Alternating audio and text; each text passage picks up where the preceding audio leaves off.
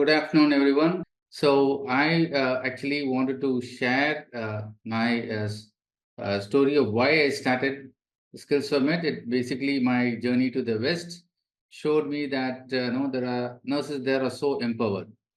So I was feeling that why can't our nurses also be like that? So it's a long way to go, but we have started it, and this is the we will just start with knowledge and skills first, because knowledge is power, and with the knowledge comes empowerment. So that's in a very short nutshell the reason why we have started Skills from It. So let's go on with the presentation. And before I start the presentation, I just wanted to also tell you about the Skills from It vision for nurses in India, and it can be encapsulated in the acronym NURSCE, nurse. Okay, so nurturing is to foster a learning and development culture, and that's what we are doing today. And this will encourage the personal and professional growth among nurses, and upskilling them with is very important, and all our hospital courses do it. And the third is respect. So one of the things which in India nurses lack is respect, both in the hospital, when compared to the doctors. Of course, they have respect. It's not that I'm not saying they have respect, but when compared to doctors, they seem to be on a slightly lower scale, which is not the story in the rest of the world.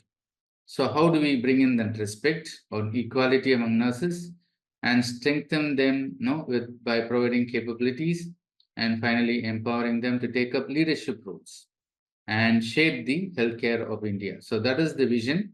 So this program is a small drop in that ocean, and hopefully with time, these will become a reality. So with that, let me go into the agenda of this webinar. So we are going to talk about preoperative preparation. So as a surgeon, I think this is my home ground. So I have sort of designed the talk so that the preparation of the patient starts before admission and ends only after that patient enters the operating theater. So this whole thing which happens between the admission or even before the admission and after the patient has gone into the OT, and by the time the surgeon puts the knife on the patient, that is preparation. That is preoperative preparation. And that is what we are going to talk about today. So let me talk about pre-admission. And this pre-admission guidelines are based on what is known as enhanced recovery after surgery. This is a group of guidelines which has been published, evidence-based guidelines. It is for short known as ERAS, ERAS, Enhanced Recovery After Surgery. So if you want enhanced recovery after surgery for your patients, you have to start before the admission. So that's the presumption of this guideline. So basically, before admission, what are the things you should do? These four: patient education, give good nutritional support, rehabilitation. You would not have heard of this term. You would have heard of rehabilitation.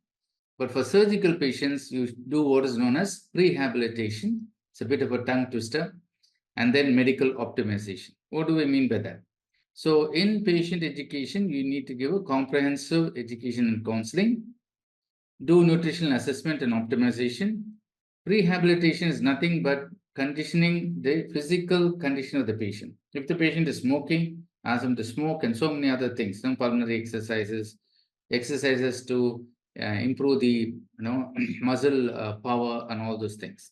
It's very important for patient who's undergoing surgery.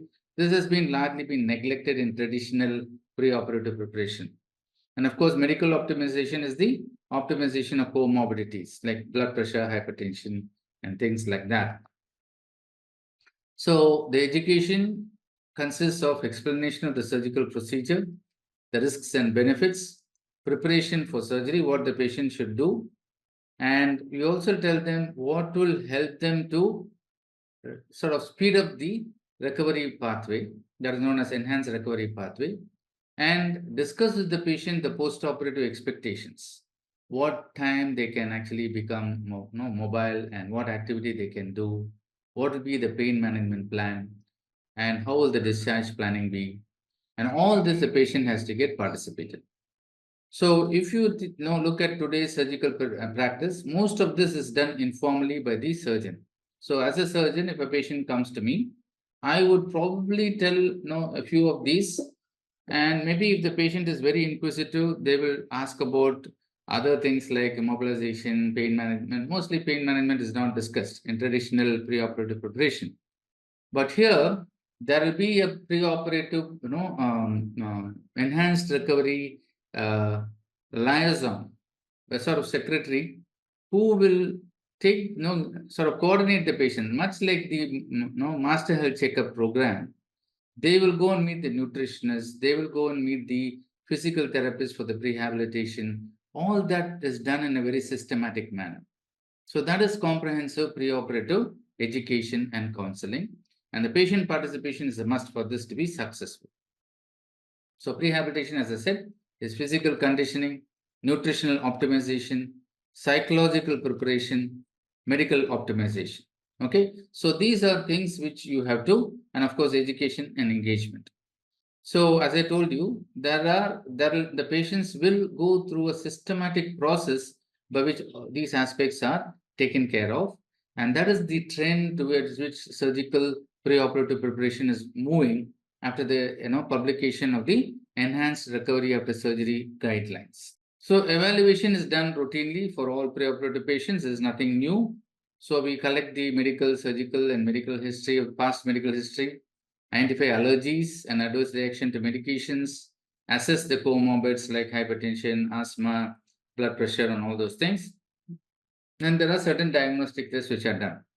I will also get into what test needs to be done. There is also a lot of rethinking on that. And all these results are reviewed and documented by the surgeon, and then the patient goes to the anesthetist, and that's how the evaluation happens. So before we get into the next phase of what investigation needs to be done, I just want to give you a broad classification of nature of surgery. So basically, we can classify the surgery which the patient or the patients undergo in hospitals into three things: minor, intermediate, and major. Minor, as you can see, these are all things which are very simple, like superficial debridement, fibroadenoma excision, hemorrhoidectomy, DNC, closed fracture reduction, KY incision, minor urological procedures like scopies, cataract surgery. So these are minor, and I hope you get an idea. These are only examples. Okay. The next is intermediate, where hernia, open and laparoscopic appendicectomy, cholecystectomy, thyroid excision, below-knee amputation, benign hysterectomy. These are the intermediate examples of intermediate severity. And major is radical mastectomy, flap reconstruction, where surgery may go on for 6 to 8 hours. Total thyroid excision, neck dissection, total vertium cystectomy, arthroscopic shoulder reconstruction, femur fracture fixation. So these are major. So there is the severity of the surgery is a lot, and therefore the metabolic response to trauma is also high. So why am I talking about this? Is to understand what are the investigations which need to be done for patients for pre-op. So routinely, we do a lot of investigations for pre-op patients, including high-risk screening. It is very clear that high-risk screening cannot be done without the patient's consent. But most hospitals do it all the same. But actually, according to the Indian Society of Anesthesiologists guideline, if you can see, this is the minor, okay? And all you need, if the patient is below 45 years, is only a complete blood count, nothing else. Okay, that's that's what is the guideline. So, and if it is intermediate, it is complete blood count and renal function test. And if they're over 45, you will do a 12-lead ECG. And if they're more than 50 years, you will do a chest X-ray. And for major, you will do everything, including liver function tests. Okay, routine serum electrolytes, coagulation profile, and blood sugar, for non-diabetics is not required. So when orange is, or they call it amber, or the investigation to be considered on an individual basis as per evaluation. So what I'm talking here is routine. So you don't do all these routine investigations. If necessary, yes, if the patient has got some indication, then you will probably do electrolytes. No, but another very, investigation is done almost routinely Even if I don't ask, anesthetist will ask is the coagulation profile. There is no rule for checking the coagulation profile in a normal individual because the chances of having coagulopathy is so rare in the population. Okay. Similarly, we used to do routine laryngoscopies, examination before the surgery. I remember in my postgraduate days, this used to, unless this is done, the anesthetist will not tube the patient. So all this is not necessary on a routine basis. This is for non-diabetic patients. And the other important factor to note is the validity time for previously done investigation. So if the patient has done the investigation already, how long it is valid? So for all these blood tests, it is valid for 2 months, complete blood count, renal function test, liver function test. For the ECG and X-ray, it is 1 year. So you don't need to repeat it if they already had these investigation done. So this is something which we need to keep in mind to reduce the healthcare costs and also not to do unnecessary investigation. So this is for non-diabetic patients. So when you talk about diabetic patients, so here is a very good guideline of when you need to do surgery or when you will postpone it. So if you look at it, the first row is the HbA1c. So if the HbA1c is between 4 to 6, 4 to 5 means the sugar is very low, 60. So definitely you should postpone. Or if they had 2 hypoglycemic episodes in the last 1 week or hypoglycemic coma in the previous 1 month, then it is better to postpone, get the advice of a general practitioner or diabetologist, make sure the sugars are optimized, and then do the intervention. The green is the intervention. If the sugars are between 180 and 210, that is HbA1c of 8 to 9, then you again need to get the advice of a diabetologist or GP who's no good at diabetes management. Get it under control and then do the surgery. These are all for elective surgeries, right? And if it is 9 and above, or the sugar is more than 210 or 300, it's definitely advisable to postpone the surgery. Similarly, if the patient had any episode of DKA or ketosis, better to postpone the surgery in the last 1 month. It's better to postpone. So these are very simple guidelines, and this will help you not to put the patient at risk and also not to do unnecessary investigations. Again, fasting, you would have said, why is he talking about fasting? Overnight fasting is such a well-established routine. Not so. Okay. So traditional, we say, NPO after midnight, and the enhanced recovery of the surgery guidelines saying this is prolonged fasting. You don't need that much amount of fasting. So what is recommended is 2 hours of fasting. And before the 2 hours, you have to give them a very rich carbohydrate loading. Now you give a drink which is rich in carbohydrates. This has 2 advantages. One, because of the rich carbohydrates, the stomach will empty quickly. So that's why the 2-hour fasting guideline. And also, one of the things which happens in surgery is hypoglycemia, because the patient is fasting even after surgery. Even after minor surgery, the patient is not allowed to eat after 4 hours, 6 hours. So the sugars go really down, and that affects the glycogen stores of the liver, and that leads to surgical malnutrition. So the simple thing of giving a carbohydrate drink just 2 hours before the surgery reverses these things, and this is being proven by evidence. So that's the reason carbohydrate loading 2 hours before and 2 hours of fasting is more than enough for most surgeries, and this is based on evidence. So carbohydrate loading, as I said, is replenishes the glycogen stores in the liver and muscles, maintains a higher level of blood glucose. If you don't do overnight fasting, by the time the patient is undergoing surgery, the sugars are low and further goes down because the patient is fasting and after the surgery, and reduces the body's need to break down the muscle protein. Why is muscle protein very important? Because when the patient recovers from anesthesia, they need to use the chest muscles to breathe, to cough, and all those things. So that is the reason it's very important to do this, and supports metabolic processes that rely on glucose, which is important during the stress of surgery. So that's the rationale of carbohydrate loading. Now, the next important risk is DVT prophylaxis, and this is very well established now. You again divide the surgeries into high-risk surgeries, low risk with additional risk factors, or low risk with other risk factors. So high risk could be something like hip surgeries and all that. Low risk are abdominal surgeries, and additional risk factors is the patient comorbidities. So if the it is high risk or low risk with additional risk factors, you give anticoagulants. You can give either heparin or low molecular weight heparins. And how long will you give? For hip surgeries, you have to continue it for almost a month. For other surgeries, 5 to 10 days. Low risk, it is only till hospital discharge. Whereas those who don't have other risk factors, this is not applicable. But a multi-disciplinary you need to do a multifactorial intervention, and you also have to give them graduated compression stocking. GC stands for graduated compression stocking, not Glasgow Coma scale. No, it is here. It is graduated compression stockings.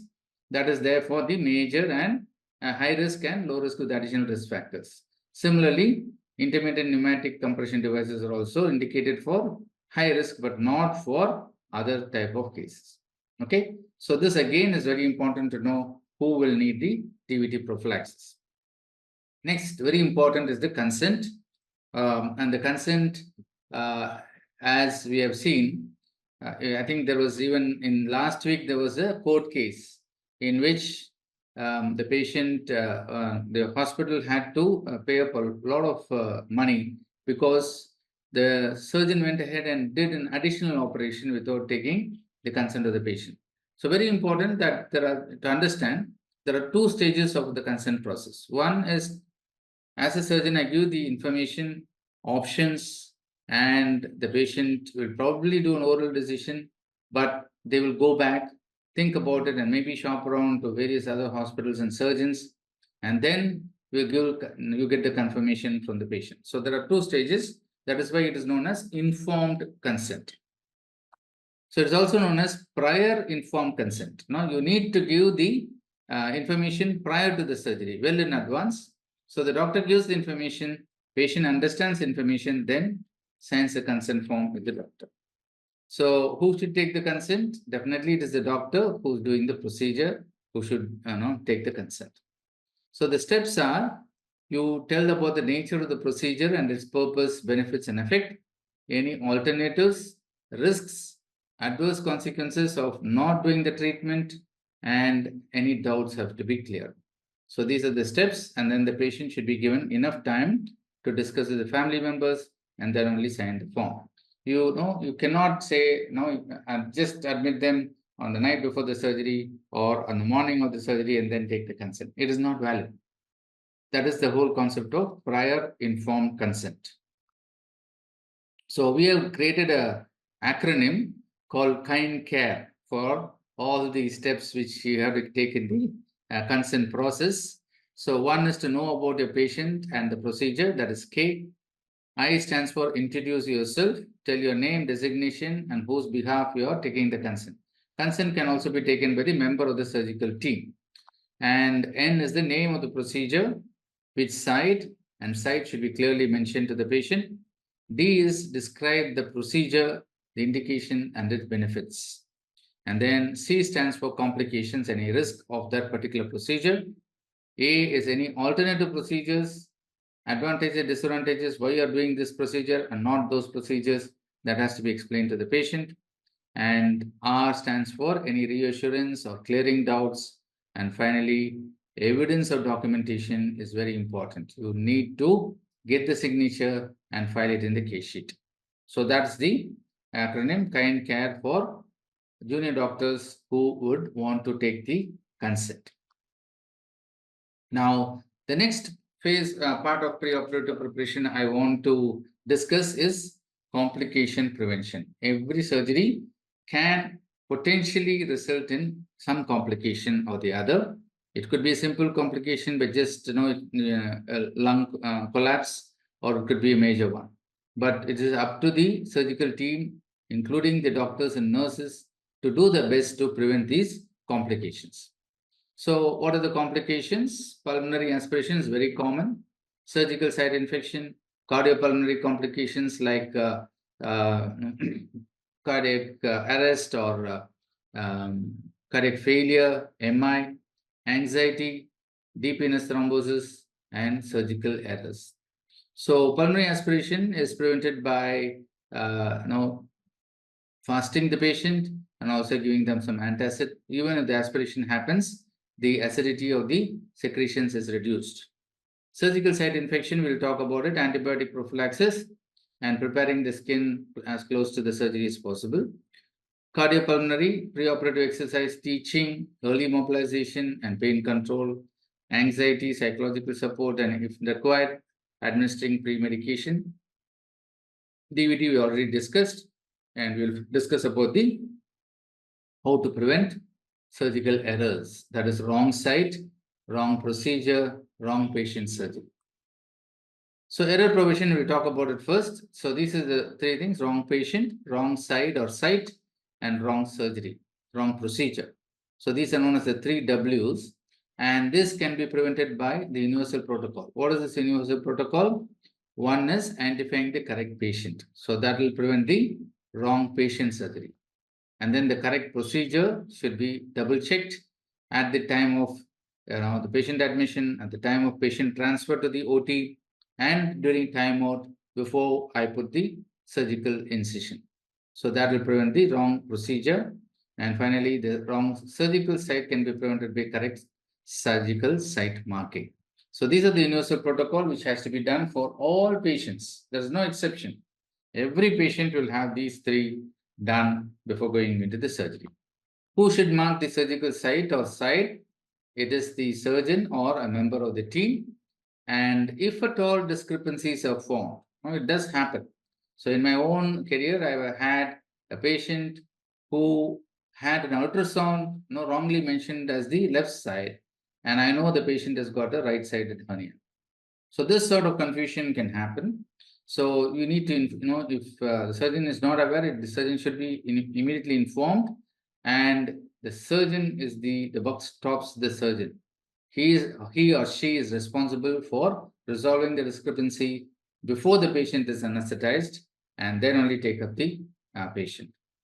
And you need to reconfirm the site and site marking at sign-in and time. This we'll talk about it in a little bit later.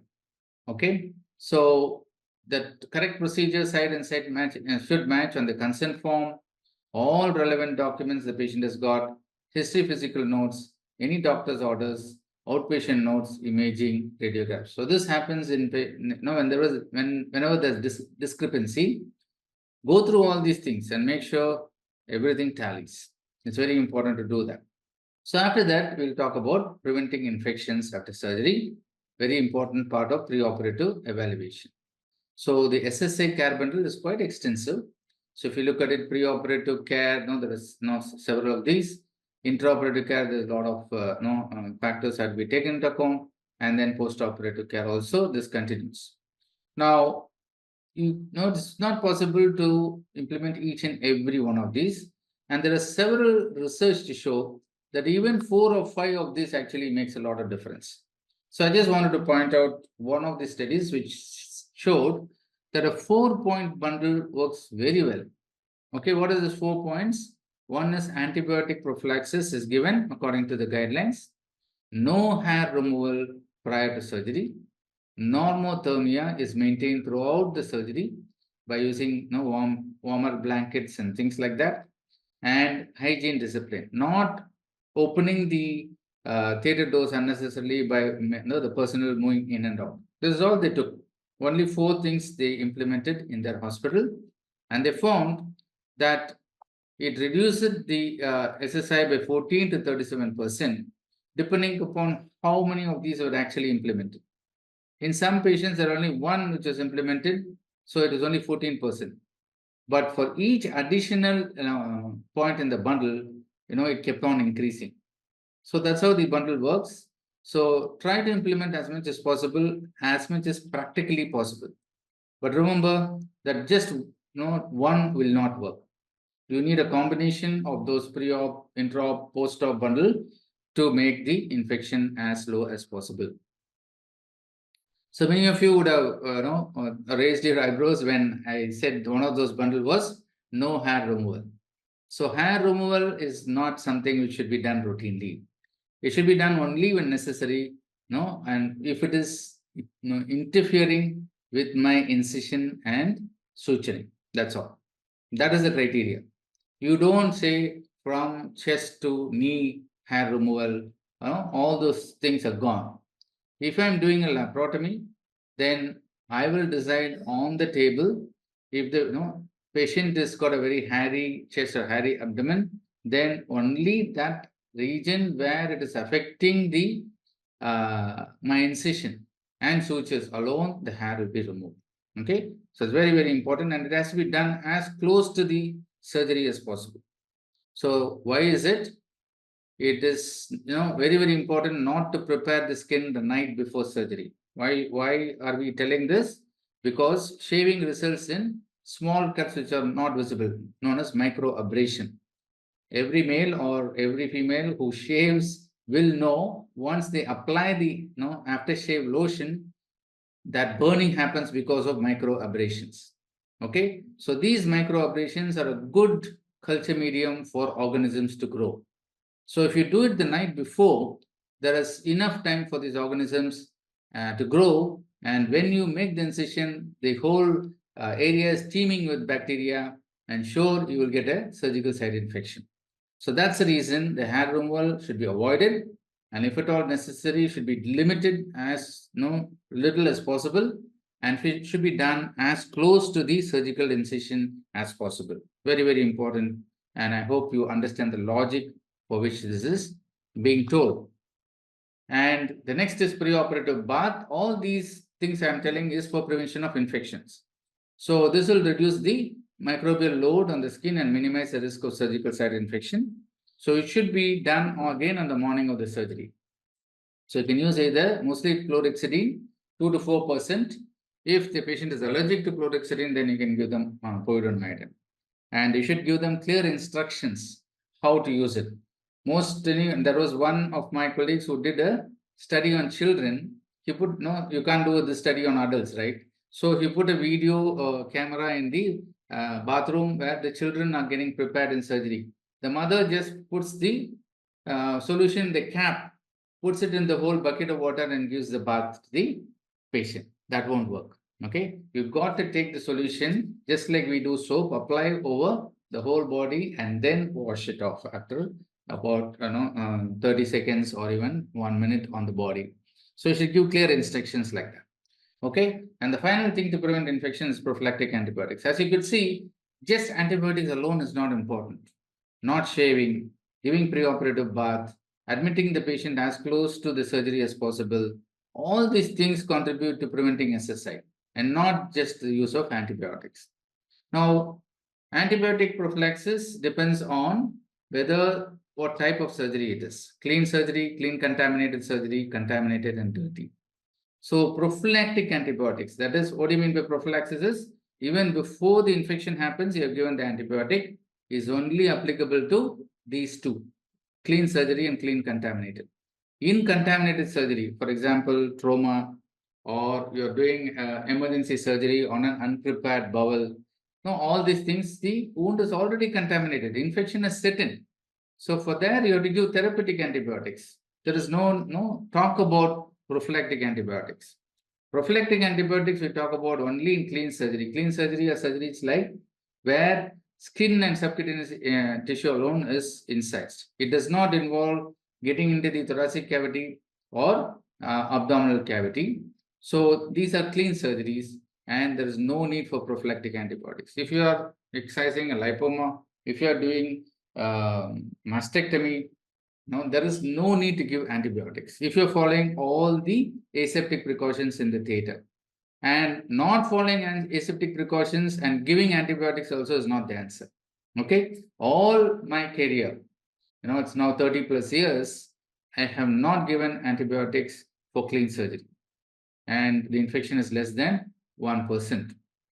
And of course, clean surgery sometimes you give antibiotics when there is prosthesis. For example, hernia surgery is clean surgery, but we use prosthesis, then you have to give prophylactic antibiotics, either one dose 30 minutes before the surgery, or if you really want, you can give up to 24 hours, not longer than that. Clean contaminated are if you are entering the coelomic cavity, that is peritoneal cavity, but the bowel is well prepared, then that is known as clean contaminated. There also you give the same prophylactic antibiotics because the incidence of infection is quite low. So this is the indication for prophylactic antibiotics. It has to be given as close to the surgery as possible, 30 minutes prior to surgery intravenously, and you use a narrow spectrum antibiotic, not a broad spectrum, because you're trying to target the gram positives. So you don't give a third generation or fourth generation antibiotic. You give a simple antibiotic which will work on the gram positive organization. That is the organisms. That is the rationale of prophylactic antibiotics. Now, the other important preoperative phase where a lot of errors happen is when the patient is transferred from the ward to the OT. So you should try and prevent errors here by using a preoperative checklist. I'm not going to go into details. Each hospital, they will have their own way of developing depending upon what type of surgery, what specialty. But this is very important to have a preoperative checklist to make sure all these preoperative preparations has happened, the consent has been signed, and the patient safety factors have been taken into account before they are transferred into the operating theatre. And the theatre nurse, while receiving the patient, also should make sure that this checklist has been done, not ticked, but actually checked. So as I told you, the preoperative preparation extends inside the OT also. And what do we mean by that? And that is by the use of the surgical safety checklist, WHO surgical safety checklist. So there is one segment which is known as sign-in, which occurs before the induction of anesthesia.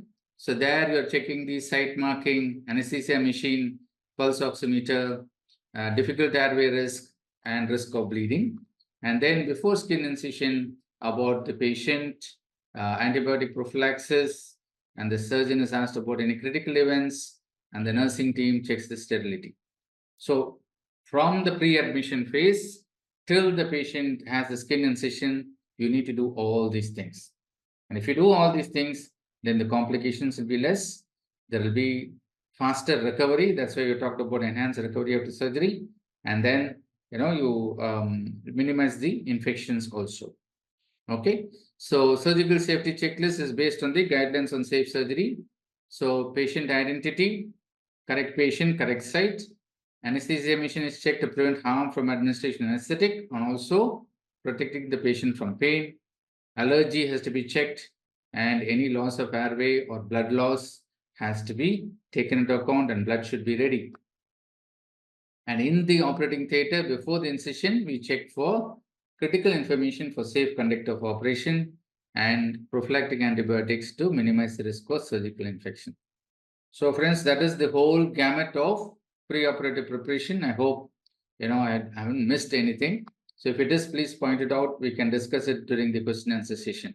So in summary, we start before admission, patient education, nutritional support, rehabilitation, and medical optimization of the comorbids the patient has got. In the preoperative evaluation, good history, preoperative testing. I told you what preoperative testing has to be done, as minimal as possible, and what is appropriate. And fasting, reduce the fasting time so that the glycogen stores do not get depleted. So even if it's not 2 hours, you're very worried, at least make it 4 hours, okay? And give that carbohydrate loading, TVT prophylaxis, and also to prevent pulmonary aspiration. Consent, remember the acronym KIND CARE. And next is complication prevention.